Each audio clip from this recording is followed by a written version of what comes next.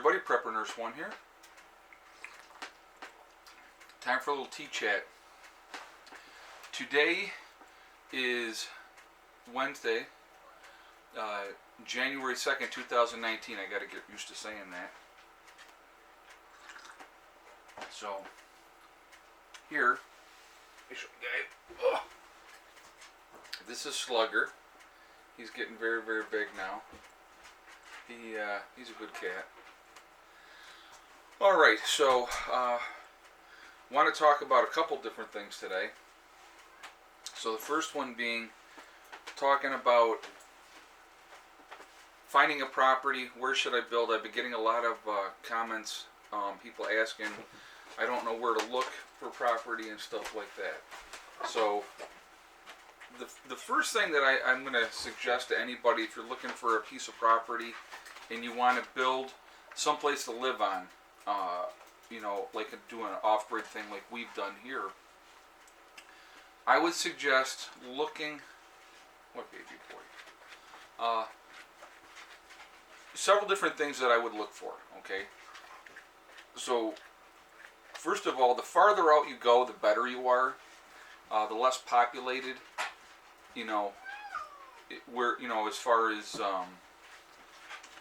as far as the density of people, that's going to be better, okay?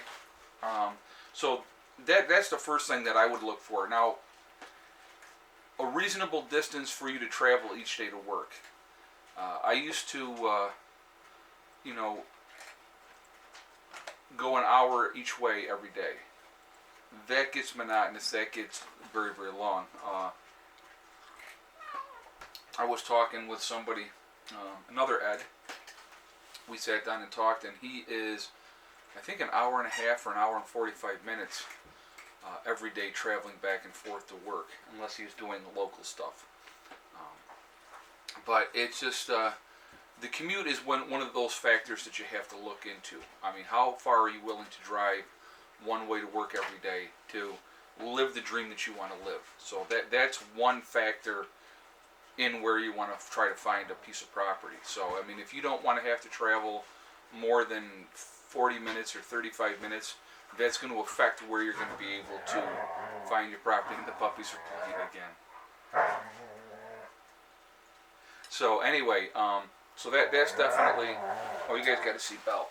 I know, come here, baby girl. This is a little petite flower Bella. Yes. She's actually our old girl now. She will be 9 here this month, actually. And this is Heather's baby. So anyway, so that would be, like I say, one of the first deciding factors. I mean, if you have an online business or something that you can do independently, then it doesn't really matter how far out you are. Okay? Yeah, I know, baby girl. Oh, it's terrible. Terrible. So yeah, this is our senior member of the household as far as animals goes now, and you can tell she's just wasting away. So that would be the first thing that I would suggest to anybody is what's going to be a comfortable distance for you to travel. Okay.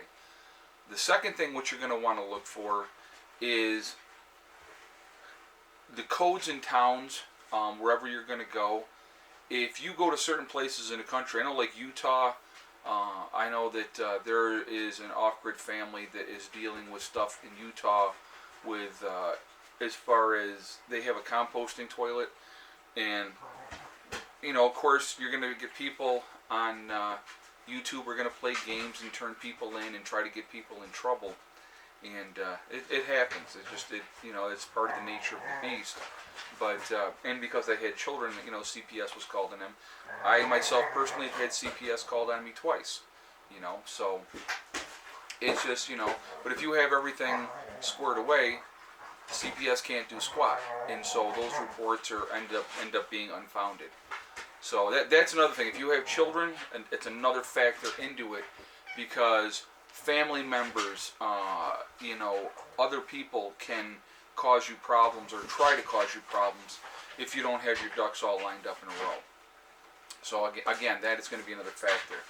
Now, again, these people are in Utah and they're having problems with with you know, the fact that according to what I was a video that I had watched, that the guy said composting toilets are illegal in Utah. So you had to have a different kind of toilet with septic and all that type of stuff. So again, those are things you're going to want to look for. Looking for places that are going to be small home friendly, that don't have a specific amount of space that you have to have your home be. Okay? Because here's the thing is, if you have everybody doing off-grid small homes, trying to downsize to make their expenses less, these towns and counties are not going to make as much money off of you tax-wise. So that's something to think about as well, okay? Taxes is going to be another big factor when you're looking for a property. You're going to want to be in a great example, okay? I'm going to give you a great example. And actually, I'm going to give a shout-out at the same time. So my shout-out is going to go to Bill and Rosa Off-Grid. I definitely recommend you go check out their channel. He only posts a couple times a week, but very, very knowledgeable gentleman. And I've said it before and I'll say it again. He's the one that really got me set up with my solar system, showed me what I needed to do, talked me through it. Basically, he's been doing it longer than I have. If you're going to go to somebody and try to find, hey, crazy puppies, they're playing with each other over there. If you're going to go to somebody and try to find out information about an off-grid system, they would be a great resource to go to, because they've been doing it for a long time. Their system is completely set up so they can do whatever they want to do, okay? And that's what you want to try to do as far as an off-grid system goes. So I would definitely recommend Bill and Rosa. Look them up. Bill and Rosa Off-Grid, okay? That's their channel. You'll see them. Very, very knowledgeable, good people to follow, okay? But anyway, so where he's located, and he's out in Oklahoma, so it's not like that's any kind of big secret. He put himself where there's not a whole lot of people. The taxes are a lot cheaper. And so those are definitely factors that you're going to want to look for, okay? So, yes, hello, Miss Soxy. Oh, here's the princess of the house, or should I say the boss. Well, stop. Don't go up there like that.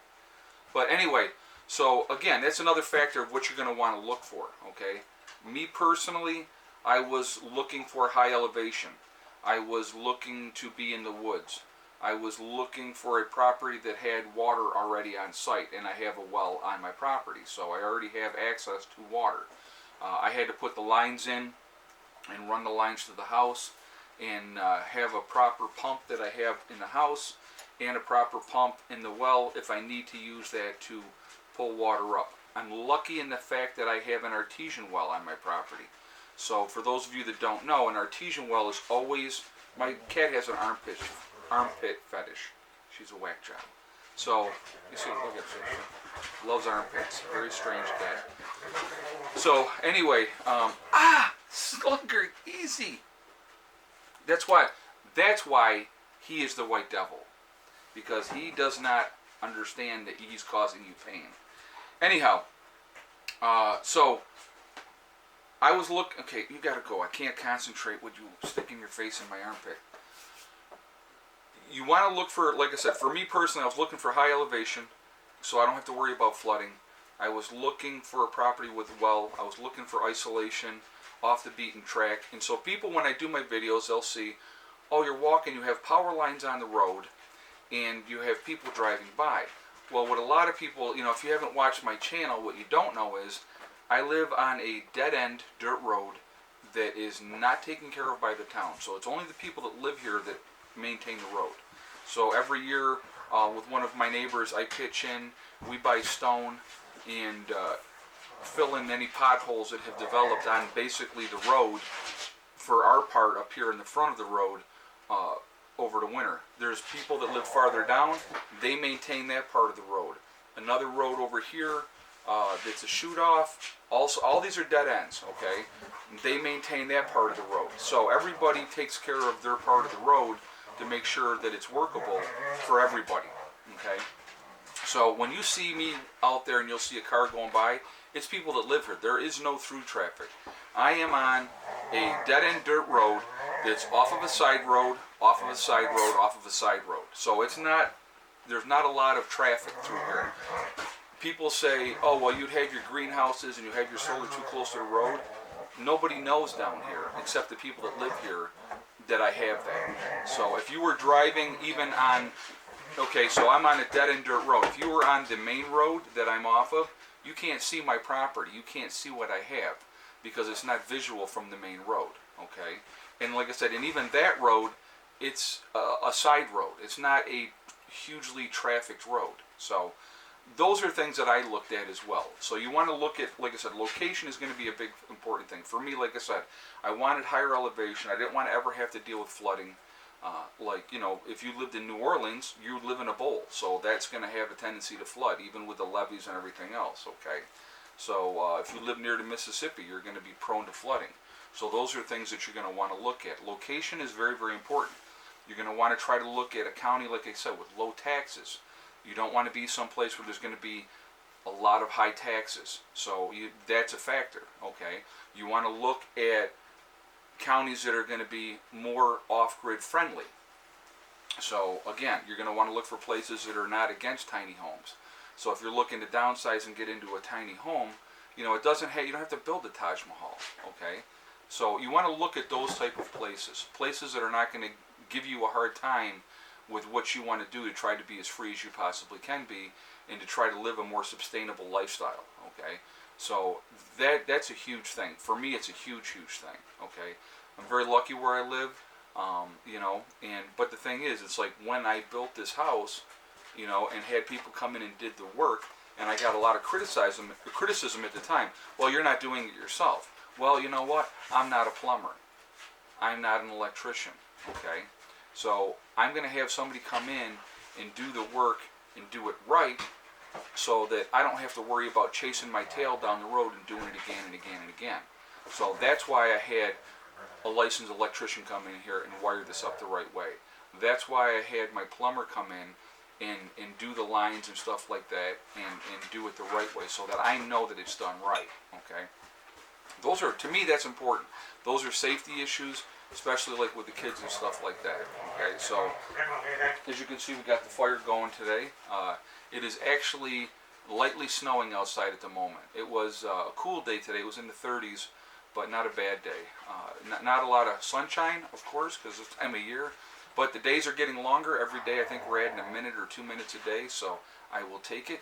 And before you know it, we're going to have longer days, and we'll have more power coming in, and we'll be good to go again. And another winter, you know, as far as the power will be behind us. Hopefully we can upgrade here in the spring and get the racks in, and we will. I mean, it'll all come together. So I hope this helps for people that are looking for a piece of property, what to look for, where you want to try to be. You know, you can't really live this lifestyle in suburbia. Too many people with their nose in your business, okay? So the farther out you go, and like I said, again, it comes down to how far are you willing to drive to work, what's a good distance. Like I said, for me, I would say maximum an hour drive, and that's a pain in the butt after a while. Okay, it really. Are you crazy puppies? Are you crazy puppies? Yes, you are. That's what you're hearing, guys. You're hearing them playing together. So somebody had asked what that whole racket was with the dogs, but that's because they're just playing. So anyway, I hope this video helps. I hope this explains things a little bit better, what to look for when you're looking for a property. Again, highly, highly, highly recommend go check out Bill and Rosa. Just type in Bill and Rosa, R-O-S-A. You will see their channel. They've been living off-grid longer than I have. I've been off-grid for 3.5 years now, pushing 4. Oh, excuse me, I think he's been off-grid 6+ years now. So, like I said, listen to people that know what they're doing. Listen to people that have done it. Listen to people that are living the lifestyle, because that's where you're going to get your good information from. My thing is, I have showed all my mistakes along the way, because I think it's important for you guys to learn from my mistakes so you don't spend the money like I had to doing stupid stuff to begin with, okay? Learn from that. Learn from people, like I said, like myself, like Bill and Rosa, that are living the lifestyle, that knows what works and what doesn't work. I mean, if you want to have ample amount of power. I have teenage kids. They want power nonstop. They want to be able to do what they want to do. So I had to design my system to try to accommodate that. Wintertime in New York sucks as far as solar goes. It really, truly does. But, you know, I compensate with a backup generator, so we do what we have to do. You know, so anyway, I'll do a whole solar video again down the road, especially because of the fact that we have so many new people, so that you understand how our system works and what we're doing. And I'm going to be upgrading. It's going to be a work in progress with that. Down the road, I'm going to be upgrading my batteries. And I'm going to get batteries that are going to, you know, they're going to be expensive when I buy them, but they're going to be something that's going to really be long lasting. Okay, guys, remember, we are all in this together. Okay, it's really, really important to remember that. We all got to really try to watch out for each other. Network as much as you possibly can, you know, with other preppers. Just to even as a sounding board, it's a really good thing to do. Okay. Remember, guys, hug and kiss the ones you love. Tell them every single day. Tomorrow is not guaranteed. We never know what's going to happen. Life is so short and it is so precious. It should be an enjoyable experience. It really should be. Okay. And remember, guys, STD. It's one step at a time, one thing at a time, and one day at a time. Whatever you're trying to do, whatever you're trying to accomplish, you can do it. The only one that's going to stop you from getting there is yourself. Nobody else can stop you. Okay. Stay away from negativity. Stay away from negative people. Stay positive. Be happy. You know, follow your dreams. You know, they don't necessarily have to be living off grid or prepping. Whatever your dreams are, whatever your passion is, follow that. That's what it's all about. It really, really, truly is. Okay. When you do something you love, you never work a day in your life. That's important for you younger people to remember. If you truly love what you're doing, it's not work. It really isn't. Okay? I will see you all tomorrow. Have a great day. Prepper Nurse 1 out for now.